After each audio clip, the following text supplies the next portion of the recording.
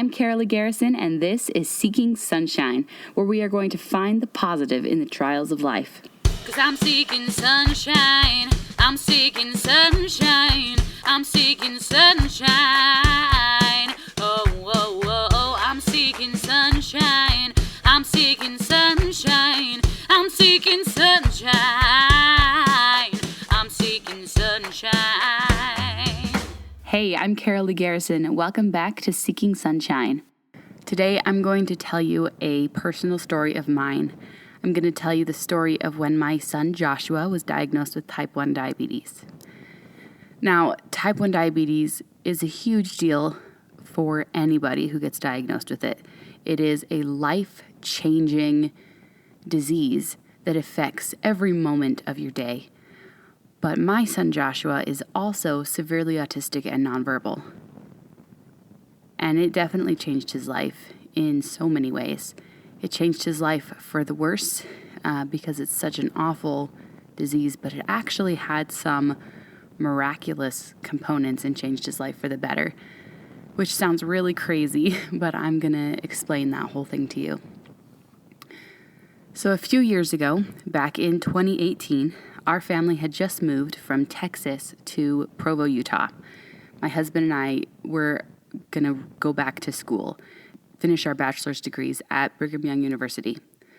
It was a huge move for us. We moved away from the support of family, and it was really a faith-testing move.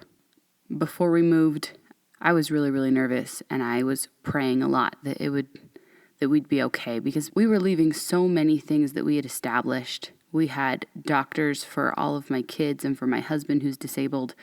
We had everything in place, and we felt really strongly that we needed to move, but it was difficult. It was a very, very difficult move. We struggled with finding a place to live. We we actually ended up we paid several months' rent and a deposit on an apartment, and then we were able to finally see it in person and found out that it was not as described, that it was actually very dangerous. They refused to change anything, and then they stole several grand from us because we tried to get it back in court, but they had a bigger, meaner lawyer, and the judge declared that this was not his jurisdiction, and so he wouldn't rule on the case. And the other lawyer told us that if we pushed it any further, that they would sue us into the ground. So we had this really difficult move up to Utah. And when I prayed, I was told it's not just going to be okay. It's going to be amazing. But what followed was, it was amazingly difficult. What followed was some of the worst trials that we'd ever faced. So we moved up there, my husband and I, Jacob being disabled, and then we had 3 kids, Aurora and Joshua and Benjamin. Aurora was 8, Joshua was 7, and Benjamin was 4, I think. That sounds about right. So that was 2018. So we moved up here in the fall, around August, just before school started. School started. And then about a week later, we all went out. We drove out to the coast of Oregon for my brother's wedding. And that was only a week after school started, and it was a really crazy trip. Anyway, we had 3 kids in 3 different schools, and both my husband and I were full-time college students. It was a really, really crazy time for us. We were incredibly busy. We had so many pickup and drop-offs every single day, and getting the schedule to work was really, really difficult. So in the midst of all this, Joshua started showing some signs of type 1 diabetes that I had no idea were signs. I had no clue. I didn't know anything about diabetes or type 1 diabetes. I knew nothing. And Joshua, being severely autistic and nonverbal, when he started becoming obsessed with water, I thought it was just another autism thing. I thought it was just another one of his obsessions. But he started drinking water all the time. And I was like, you know what? I will take it. Water is healthy. This is at the very least, it's a healthy obsession, right? So Joshua gets obsessed with drinking water, and he's drinking water just constantly, all the time. But as a result, in my head, it was a result, he was also peeing all the time. He would get up 4 or 5 times a night to go pee. He could no longer sleep through the night without peeing all the time. He was constantly using the bathroom. And that was fine. I mean, that's what happens when you drink a whole lot of water, right? It just seemed logical to me. Now, I should preface some of this by telling you that Joshua had struggled with weight his entire life, being underweight. We had tried so many things to get him to gain weight. We had even gone so far as to put him on medications that the doctor had prescribed to help him gain weight. He ended up having an allergic reaction to that medication, and it was its own little trial. But we tried really hard to get him to gain weight. We did feeding therapy. He would only eat a couple things. He would eat like chicken nuggets and pizza, and that was it. He was extremely picky. He wouldn't eat. And getting in with the ADHD, autism medications that he was on, it tends to be an appetite suppressant. At the time, he was on Dianavil, which is a liquid version of Adderall. And as a lot of people know, Adderall is an appetite suppressant. And so he would, go his whole day and not eat and never want to eat. And getting him to eat was a fight. It was a constant battle. So Joshua was very underweight, as it was when we started off on this journey. So one of his favorite things was orange soda. And so we'd occasionally get in his favorite orange soda, full sugar, of course. I mean, why not, right? And in hopes that he'd gain a little weight, but he was really struggling with his weight. He was very underweight. And so as time went on, he was obsessed with water for a good month or two, peeing constantly, drinking constantly. And we were really busy, and it was kind of frustrating to get up with him 4 and 5 times a night to take him potty, but it was just kind of life, And we went on, and it all came to a head one day. That day happened to be the morning of our church's general conference, which is where we all sit down and basically watch church on TV for like 12 hours over the weekend, spread out. It's a lot, and it's really a difficult thing to do with little kids, especially little kids who have autism. And so in my head, I'm going, okay, what can I do this time? What can I buy my kids? How can I buy their silence for a few hours so I can listen to conference?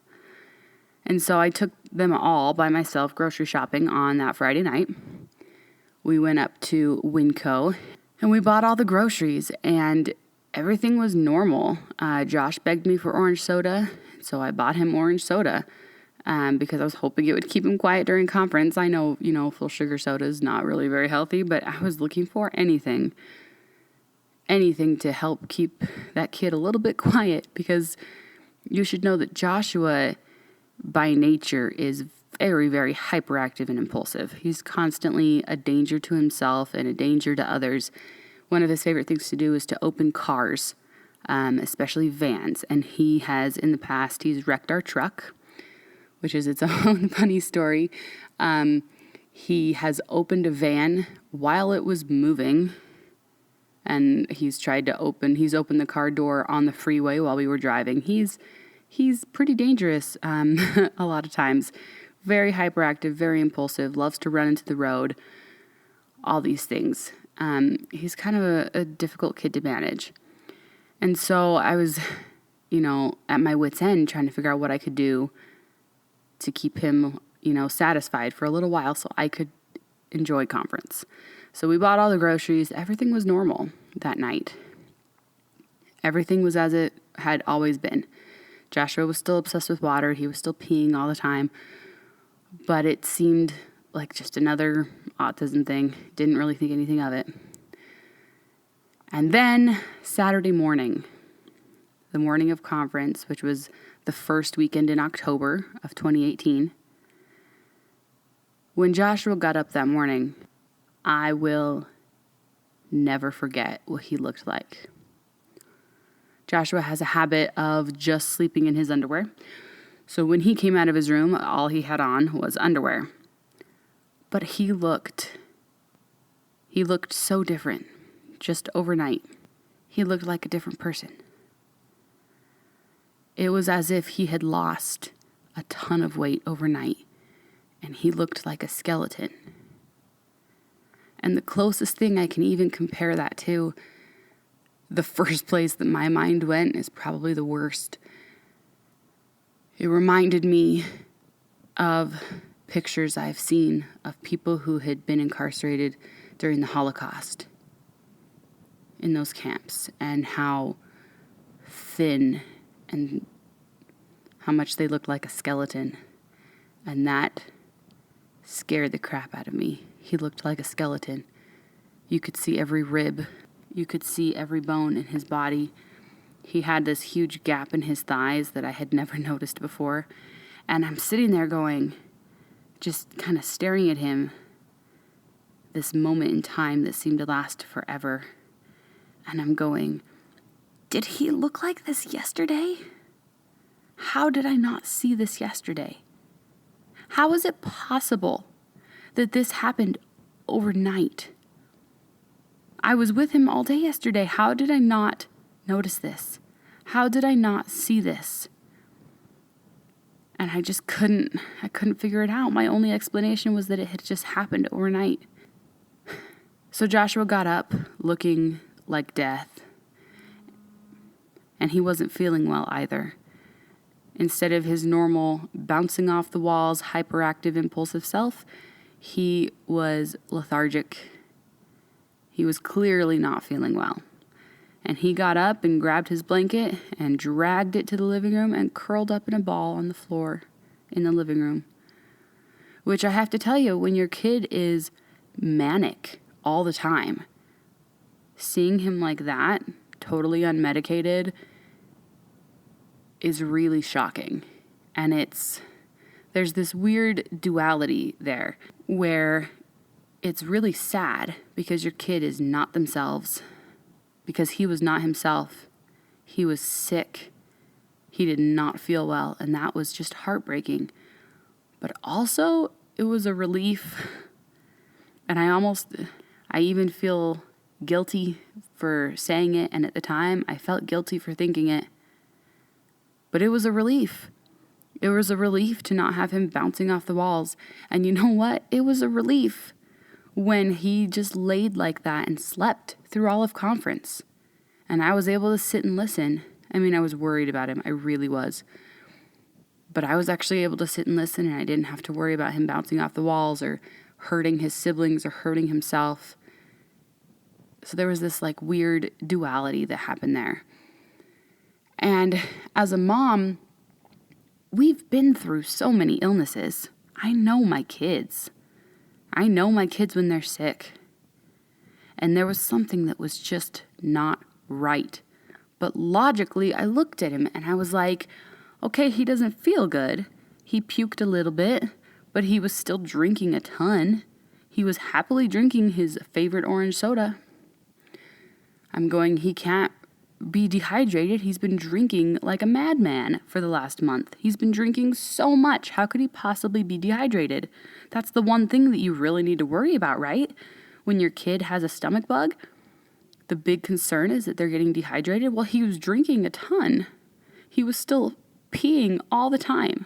I couldn't get him to eat anything, but, and he only puked a little bit. Of course, it was orange soda, so that was fun, but I mean, this is my boy who, constantly a challenge, would never, ever let me hold him, climbed up into my lap and slept in my arms. And it was both heartbreaking and beautiful in this really weird, kind of twisted way. It was so nice for my little boy to let me hold him. Joshua was 7 at this time, and although he had been pee potty trained, we had not yet been able to get him poop potty trained because he wouldn't eat. Normally when they do potty training for number 2, the first thing that you do is you look at his schedule. When does he normally go? Well, he didn't have a normal because he wouldn't eat. It was like maybe twice a week. Like, it was super rare.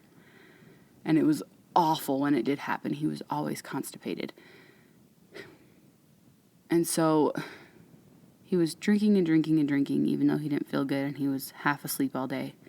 And peeing and peeing and peeing, but definitely not pooping because he wasn't eating anything. And I was worried, and I just, in the back of my mind, I knew that this wasn't right. But logically, I looked at him and I said, there is no reason to take him to the doctor. There's nothing to really be concerned about. He's obviously sick, but kids get sick, He'll get better. That's what happens, right? Kids get the stomach bug, they get the flu, they get whatever, and they're out for a day or two, and then they're feeling better. There was nothing that really indicated that this was an emergency yet. So we went through our Saturday, we enjoyed conference, and then on to Sunday. And he was feeling the same on Sunday. And I remember that night we Skyped my parents, and we talked about Josh, and we talked about all of his symptoms, and I'm going, there's something not right here, but logically it seems like we should just let it sit. He'll be fine tomorrow. My dad was a paramedic, so I tend to go to him for medical advice like all the time. And so what I really remember is my mom chiming in and saying, drinking a lot of water like that's actually a sign of diabetes. And I completely dismissed her. I was like, no way.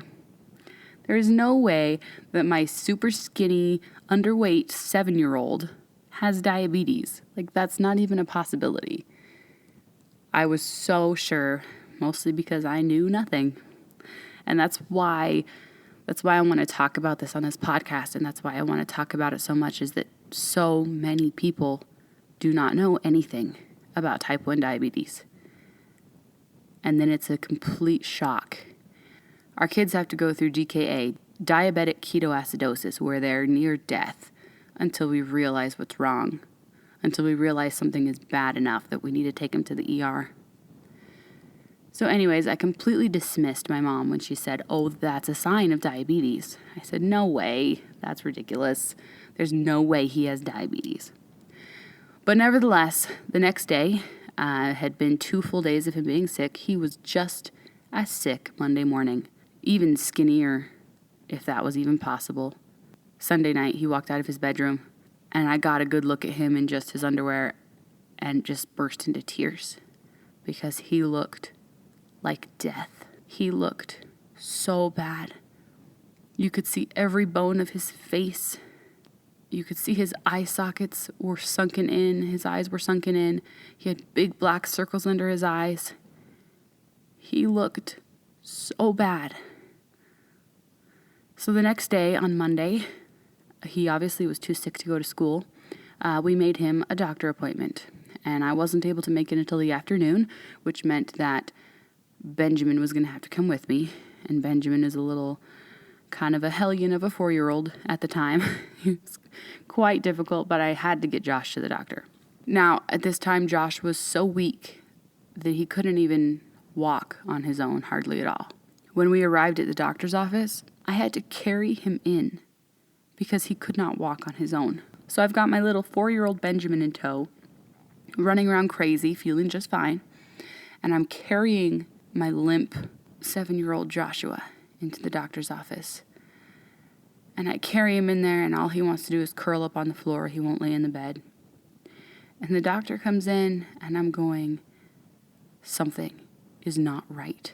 We have been through illness after illness after illness. I have seen so many different stomach bugs and different kinds of illnesses with my kid. This is like nothing I've ever seen before. Something is really wrong here. And she looked at him for like a half a second. And she goes, oh, it's probably just a stomach bug. Give it another few days, he'll be better. If we really were going to do something, we would do blood work. But, he's got autism, and it's really hard to get blood out of a kid with autism. So let's give it a few more days and see how he feels. I still have a really hard time not getting mad at her response, at how dismissive she was, and how she was extra dismissive because of his autism. But what could I do? I could do nothing. So we went home, and Josh went back to bed. It's also worth mentioning that since Josh could climb out of his crib, he will not sleep in a bed. Absolutely will not. He sleeps on the floor in front of the door. And no matter what we do, we cannot get him to sleep in a bed. He just will not. But he was so sick that he was napping in his bed instead of laying on the floor. That was one of the indications that something was really, really wrong. He was so weak he couldn't even get himself out of bed to lay in his comfortable spot on the floor. So my husband and I are still both in college full time, and we still have Aurora and Benjamin in school. Having one of us stay home all the time to keep an eye on Josh was certainly not easy, so we traded off as best we could to try to miss as few classes as possible. I believe it was Wednesday morning. My husband Jacob texted me while I was in class and sent me a picture of Josh that took my breath away. He looked so much worse. I didn't even think it was possible for him to look worse, and somehow he looked drastically worse. He looked like he could die at any moment. To this day, my husband cannot look at those pictures without weeping. That was one of the hardest times in our lives, when we had no idea what was going on. We didn't know what to do for our son. The doctor had just dismissed us out of hand. What they told me at the doctor's office was, okay, he's probably just going to feel better in the next few days. But if he doesn't, you can call us and we'll try to get him in for some blood work. So Wednesday, I called them and I said, look, he is much worse. We have got to do something. And they said, well, fine, we can try. We can try to get some blood out of him, but it's going to be really difficult. And then it's going to take us 3 days to get the blood work back. And at this point, I was done. I was done with their BS. I was done.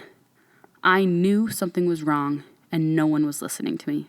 So I said, never mind, and I hung up on them, and I called the developmental pediatrician who is an hour away from us. And I said, look, he is extremely sick. Something is really wrong. I don't know what to do. Can we bring him in to see you? And they said, well, I guess we can slip you in this afternoon, but I think you're better off just going to the ER. Oh, but don't go to the ER next to your house. That would be crazy for some reason. They told me to go to Primary Children's Hospital, which is a good hour plus away from us. It's the big, huge premier children's hospital here in Utah. It's a really big deal. And I'm going, okay, that hospital's really far away from us. And they said, oh, okay, well, there's this outshoot of their program thing in Riverton, which was still 45 minutes from us. And so that's what I did. Everyone got home from school, and I left my husband with the other two, and I drove Joshua up to the Riverton ER. Now, at this time, my phone was not working right, and I was having a really hard time getting places because my Google Maps app was not working, and I was having a hard time getting internet, and it was a big mess. So I had a hard time finding it, but we found it. Joshua would not even sit in the car with his seatbelt on. He just laid slumped over in the back seat. I carried him into the ER, and they put him in a wheelchair, and we got him back to a room, and they knew immediately. They knew right away what was wrong. They took one look at him and they said, has he had his blood sugar checked? And I was like, what? No. They're like, we need to check his blood sugar right now. And I'm going, okay. And they're like, okay, we're just going to get a little drop of blood from his finger and put it in this meter, and it'll tell us everything we need to know. And I'm going, okay, well, good luck with that. So they had their nurse come in and try to get it, and turned out he was so dehydrated that they could not get any blood from him. And on top of that, my kid, who was so weak that he could not even stand up and walk on his own, put up such a fight. It was absolutely unbelievable that he still had enough strength to fight off all of the adults trying to get blood from him. A little drop of blood from his finger. It took like 5 people coming in from the specialty department to hold him down to get a single drop of blood from his finger. He fought so hard. I didn't even think he'd had that kind of strength left, but apparently he did. It took epic measures to get a single drop of blood from him. But 1 drop of blood was all it took. I don't even remember what his blood sugar was, but it was through the roof. It was very high. I think it was like 500 or something. In case you're not sure, normal blood sugar for somebody who does not have diabetes sits around 86. Somewhere, 80 to 90. Even right after you've eaten something really sugary, it won't really go over like 100. So for him to have blood sugar over 500 was obvious immediately that he had type 1 diabetes and was in DKA, which is diabetic ketoacidosis, which means that his blood sugar is too high and it is killing him. Having done a lot of research on this, I can tell you that with no insulin, being in DKA will kill you in about 2 weeks. Now, who knows how long Joshua had been in DKA for? Probably a week. I'm not sure. Maybe it had been longer. I don't know what they count as the start of DKA, but he was very close to death. So anyways, they got his blood sugar. They saw the number and they knew immediately that it was type 1 diabetes. And then they said to me, "We're just going to send you over to Primary Children's Hospital." And I'm going, great, I should have just gone there first, apparently, because it was our house and Riverton Hospital and Primary Children's Hospital were like a big triangle. Riverton was slightly closer to us. I should have just gone to Primary's in the first place. But anyway, they're going, "Oh, we don't really think you need an ambulance. You can just drive over there." And I'm like, okay, great. So I take Joshua, and he's laying in the back of the truck because he won't sit up and get a seatbelt on. He's just laying in the back. My phone is still not working. It should have taken me about an hour to get to Primary Children's, 45 minutes, an hour, something like that. And it took us like 2 hours, 2.5 hours. I got so lost. I couldn't find directions. It turns out that when you drive up to Primary Children's Hospital, it sort of feels like you're driving up to Canada. It feels like you're in the middle of nowhere.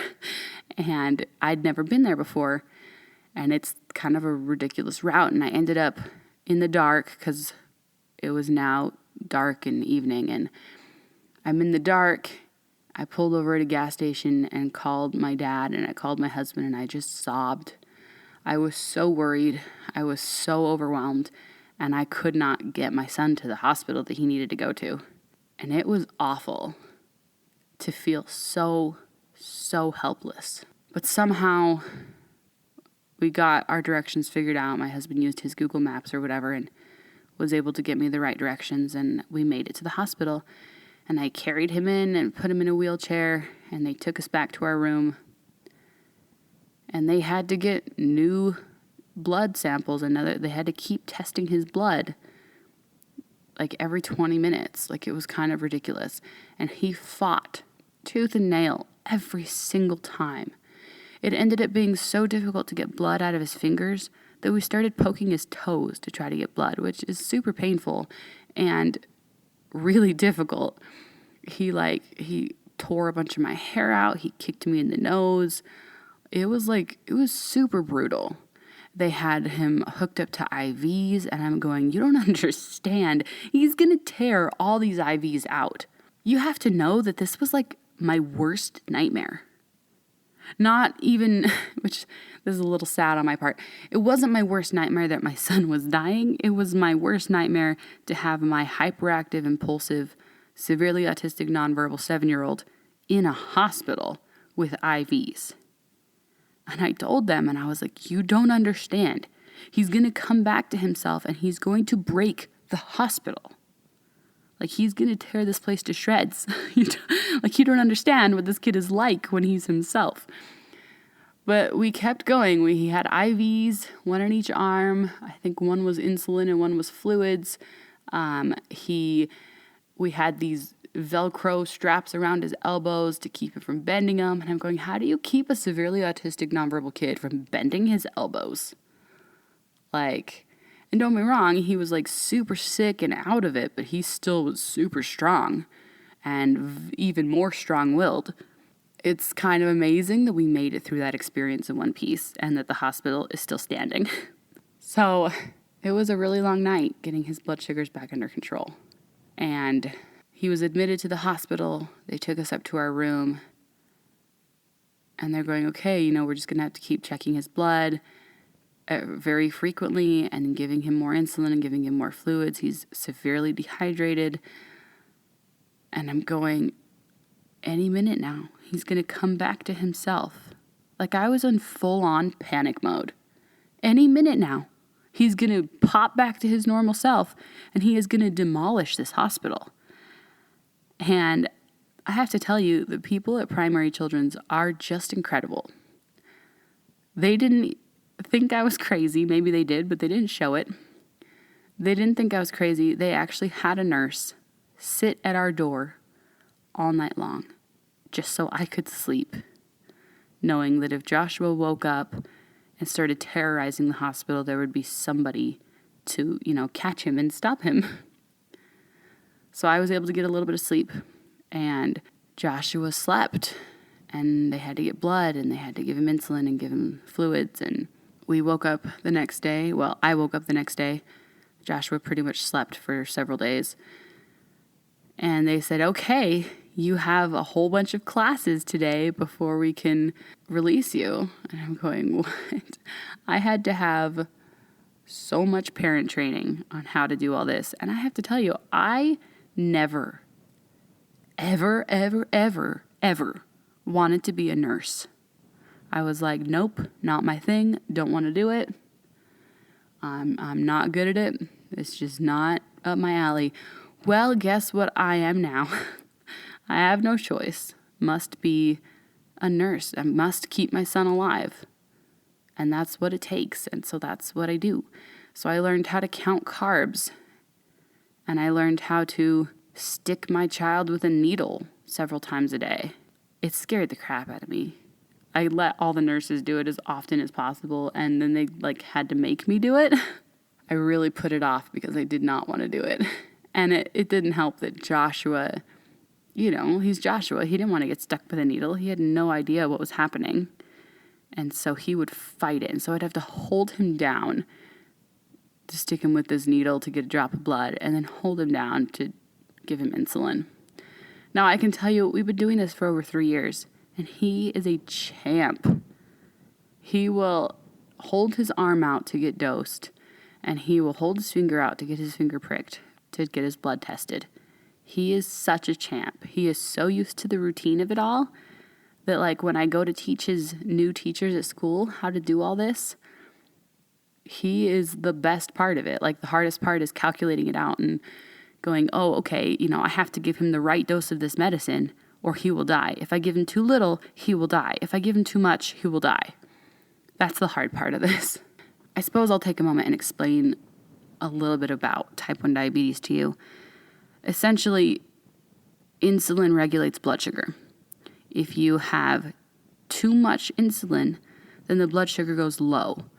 And too low of blood sugar can be instant death. So that's really scary, right? If you give him too much, he could die. He could just go completely catatonic, unresponsive, and die. And the treatment when he's getting low and shaky is to give him sugar to bring his blood sugar back up. Well, Joshua, it turns out, has basically 0 symptoms of low blood sugar. I've seen him under 40, probably as low as 20, running around, hyperactive, manic, just like his normal self, with 0 symptoms. And that is so scary. And back when we were just using the finger prick and only checking his blood every few hours, it was really scary to not have any idea what his blood sugar was at and just hoping that we had dosed him the right amount. Because one thing you have to understand is there are many other factors that affect blood sugar besides what you eat. Hormones, exercise, random, phases of the moon, who knows? There's all sorts of things that affect blood sugar besides what you eat. So just because you dose perfectly doesn't mean it's going to be perfect blood sugar all the time. So then when you have too little insulin in the system, the blood sugar goes up, and that's when you could potentially end up in DKA, when the blood sugar is too high for too long. But the problem is insulin takes 3 or 4 hours to work in the system, so you're supposed to kind of dose before, but Joshua's super inconsistent about what he eats. He's unpredictable, and he will change his mind at the drop of a hat and suddenly decide to eat more or less. And so dosing him can be really tricky. So anyways, we're in the hospital. We do all the parent training galore, how to count carbs, how to do all the things, how to dose him correctly. Here's 100,000 prescriptions. Not really, it was like 12. But 12 new prescriptions. There you go. Make sure you have all of everything, because if you don't, he'll die, right? Super expensive prescriptions too. Like, just ridiculous. So we did all the parent training all through Thursday. Jacob came up with Aurora and Benjamin to come see us in the hospital on Thursday night. Primary Children's Hospital has this really cool toy room, this really cool playroom for kids who are admitted and their families. And we wheeled Joshua over there, and he had no interest. My other two enjoyed it, and they got to do crafts, and they had a lot of fun. But Joshua was still completely out of it. He was not happy to be there. He was not feeling well. That poor kid was not having a good time. Friday morning, we got ready to be released. We got all of our prescriptions transferred down to our pharmacy near us, and we were on our way with everything we needed. Here's a huge bag full of things you need to keep your kid alive. Make sure you take it with him every second of the day. Make sure you watch every single bite he eats. So we got back home, and my brother and sister-in-law came to visit us, which was so wonderful because my sister-in-law was a nurse and was able to help us figure out how to do some of this stuff, all the things. It was a whirlwind of information in the hospital. It was completely overwhelming. I'd had hardly any sleep. I was completely still in shock and just overwhelmed at everything and just in complete disbelief. And so even though they had taught me everything, a lot of it just kind of went over my head. And so I was really, really thankful that my sister-in-law came to kind of reteach me and teach my husband and show us some little tricks, because she had done this before with older adults in a nursing home. So she had some really good ideas to help us out. We had a lot of other wonderful family members come visit us and help us out, and we were very blessed to have so many wonderful people reach out to us. And then we had, another crisis on our hands. The prescription for Joshua's test strips to test his blood sugar had not been sent over.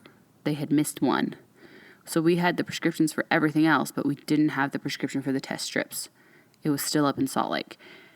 Or something. There was some kind of mess up with that prescription. And so we ran out because we only had a few.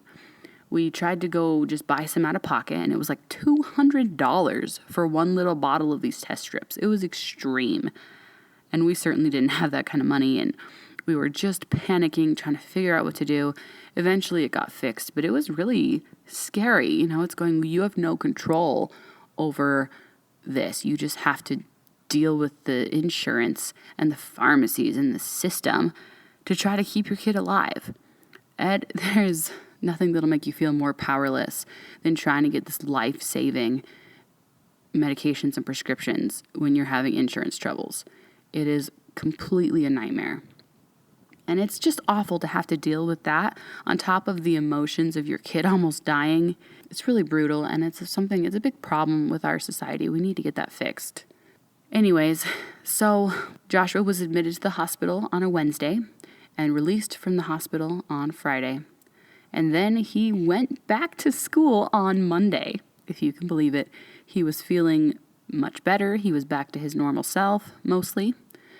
And something that was really funny was that once he was diagnosed, he started eating.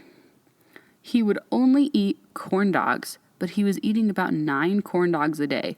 He was eating so much more than he had eaten like ever. And it was actually great. It was actually really great.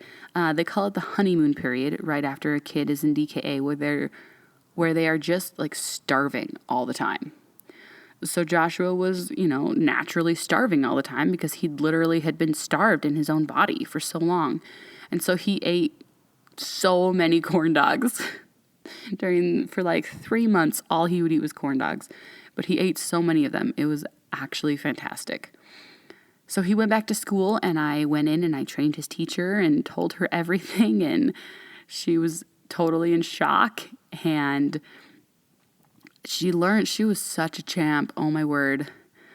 This young, amazing teacher who learned how to do everything.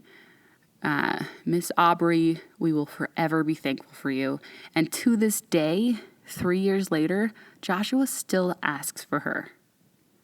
That's how much she meant to him during this time. He has never had any other teacher that he asked for, except for Miss Aubrey.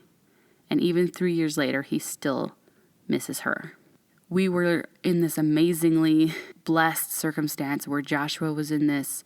It took a lot to find him the right school when we moved up here. Like it was a huge challenge to find him the right school. But we ended up with him at this Melissa Nellison Center at UVU campus where they had this little autism program. And Miss Aubrey only had 3 kids in her class with at least her and a para, if not 2 paras. And so Josh was able to get all the attention he needed when he was diagnosed with diabetes. Like she was able to do all of it. And it was just such a blessing. What was super amazing was his first day back to school on that Monday. He pooped in the potty for the first time in his life. He was 7. And from that moment on, he was potty trained. His body hadn't been getting enough food. And he'd been so constipated. And now that he was eating corn dogs all the time, it like healed his gut or something. And it just changed everything. We had been trying for so long to get him to poop in the potty and had been completely unsuccessful. And it took being diagnosed with type 1 diabetes for him to be able to be completely potty trained.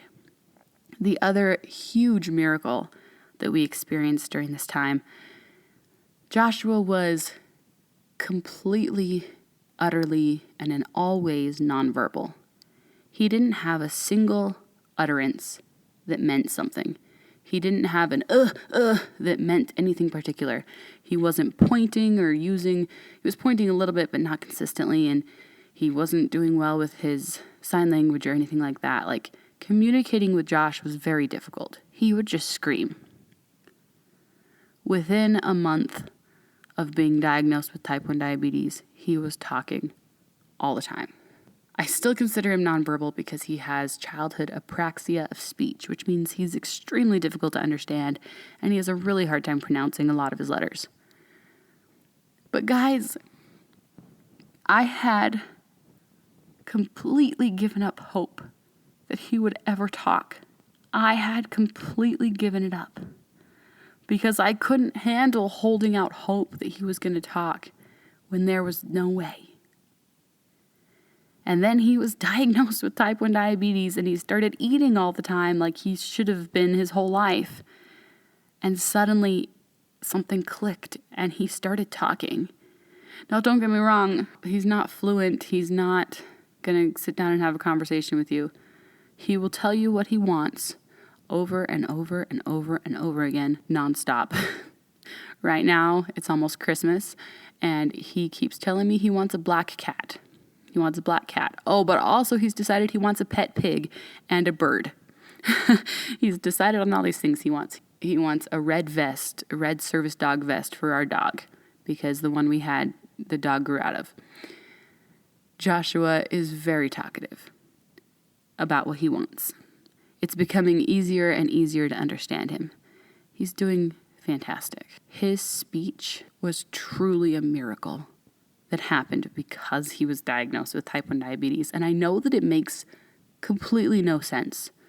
I know that. And my best guess, because, everyone goes, what and how and why?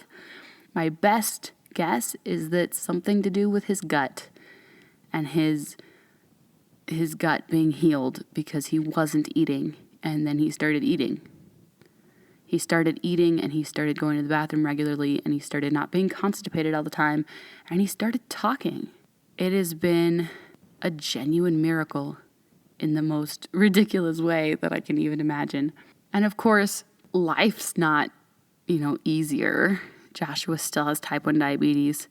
It is still a constant battle to keep his blood sugar in check, and we fail a lot. Joshua does not understand that he needs to be dosed for everything he eats, and so he'll just walk around and eat cereal. And yeah, we've tried locking it up, and he picks all the locks, and eventually it just wasn't worth that struggle. We just watch him like a hawk and dose him the best we can. One thing that's been really amazing, when he first was diagnosed, they told me about this thing called a CGM, a continuous blood glucose monitor. And there's a couple different kinds. The one we have right now is called the Dexcom.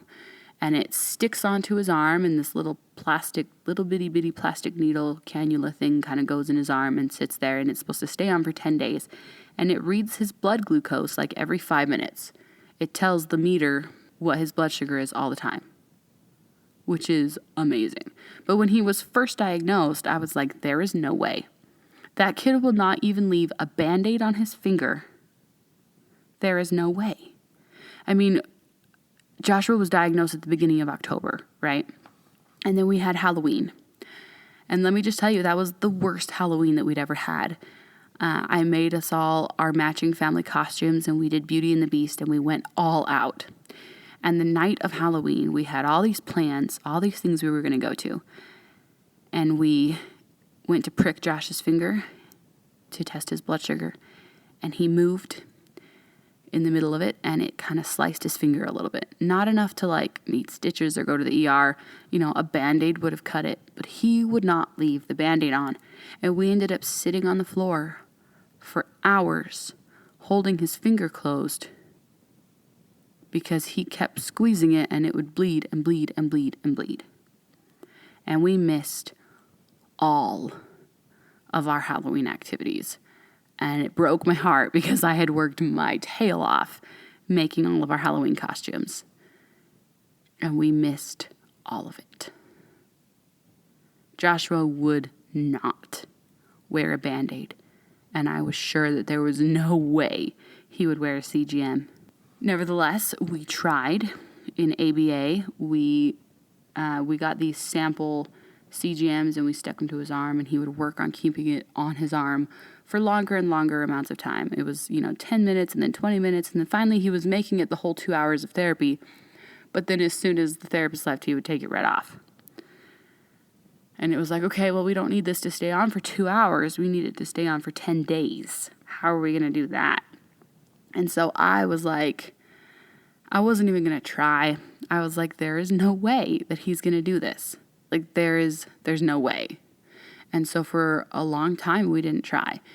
And then the beginning of this year, beginning of 2021, we decided to give it a shot. And it has been a really difficult, crazy journey. Joshua wears a Dexcom, and it's supposed to last for 10 days. And they don't give you extra. And they're like $200 a piece, I think, something like that. Not to mention, that's just for the, there's so many pieces to it. That's just for the actual part that sticks to his arm. Then there's the transmitter, and then there's all the patches that you have to put on top, and then there's all the skin tack wipes and stuff to help it stick better, and then there's all the barrier creams because Joshua has sensitive skin and tends to have, gets really bad rashes wherever this stuff was stuck to his skin. So since the beginning of this year, February or March, we have been battling for Joshua to keep his Dexcom on. And oh my word, it has been a battle. But we have kept fighting, even though so many times I felt like giving up. So many times. Here we are. It's been, 8 or 9 months, almost a year, of fighting Joshua to keep this Dexcom on, of me sobbing hysterically over this Dexcom and just wanting to give up completely. We managed to have 2 in a row where he made it the full 10 days, just like this last month in November.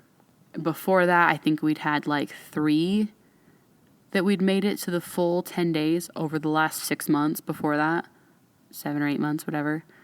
Like it's not frequently that we make it to the full 10 days. But Dexcom is great and they replace them, and it's been a battle, but we're starting to see success. And I can't even tell you how amazing it is to be able to see his blood sugar every 5 minutes, to have the pattern of what's happening, and how much easier it is to control his blood sugar when I can see it all the time and I don't have to just guess. It's been really great. And the peace of mind that it brings overnight to know that this alarm will go off if his blood sugar starts going low. I don't have to worry anymore that his blood sugar will just randomly plummet overnight and I won't know about it and he'll be dead. That is a huge burden to bear, and that is why so many parents of type 1 diabetics don't sleep, because blood sugar often plummets overnight and you wouldn't know if you didn't have a CGM.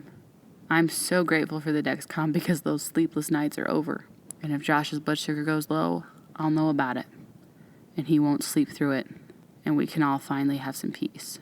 This entire journey has been so crazy. It's really amazing to me how we can see these miracles in the face of such difficult trials. Undeniable miracles, too.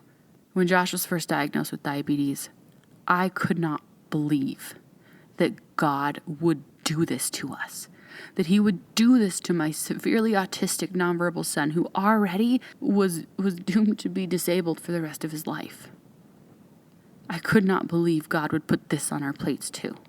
But when I take a step back and I look at the miracles that have happened, not just in the face of diabetes, but because of it, how drastically it has changed our lives for the better, I'm just floored. And as crazy as it sounds, I'm thankful that my son has type 1 diabetes, because I never thought I was going to get to hear his voice. And now I hear it all the time. And there's days, oh boy, many days.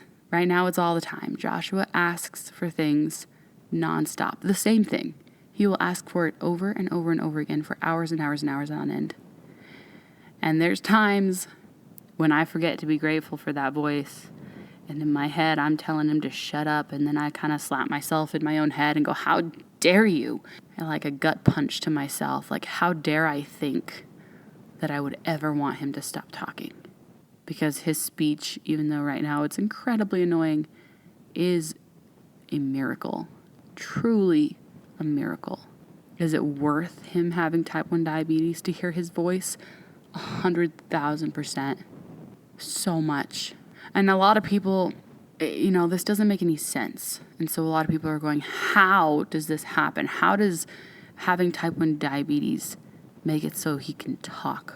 How does that happen? Like, what is the difference? And I'll tell you, I don't know. I don't know the answer. I have a guess, is what I've got. My best guess is that his gut was healed.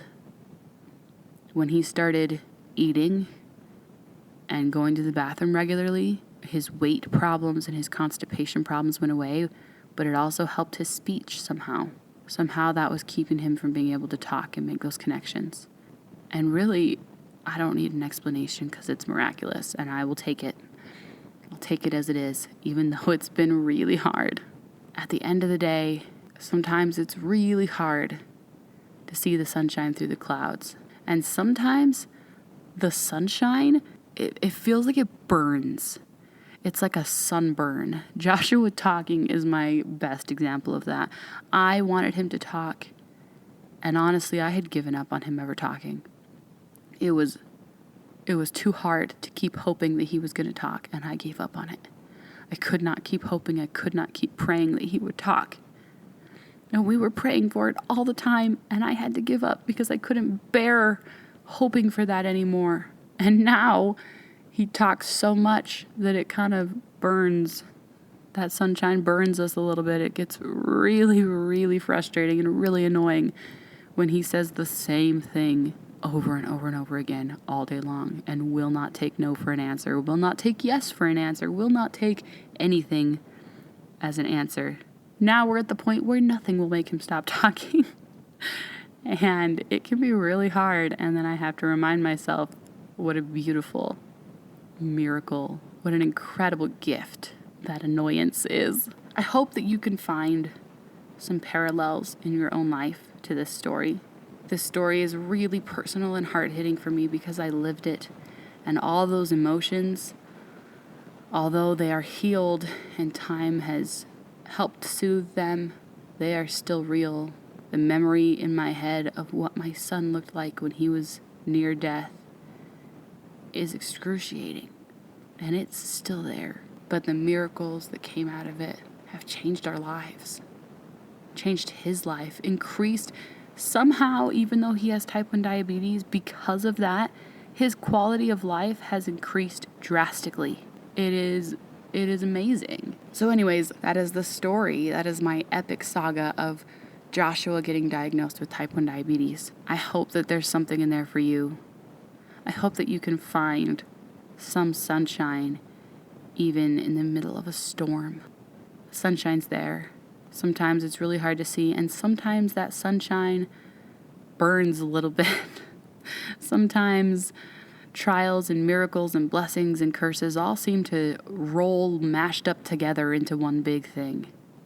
And picking out the different parts of it is really difficult. Sometimes something is more than one thing.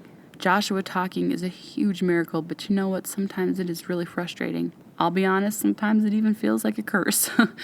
But putting it in perspective really helps me remember the miracle that we witnessed, and it helps me be more patient with my son when he's driving me completely nuts. Thank you so much for coming today to listen to this story on Seeking Sunshine. I hope you have a marvelous day.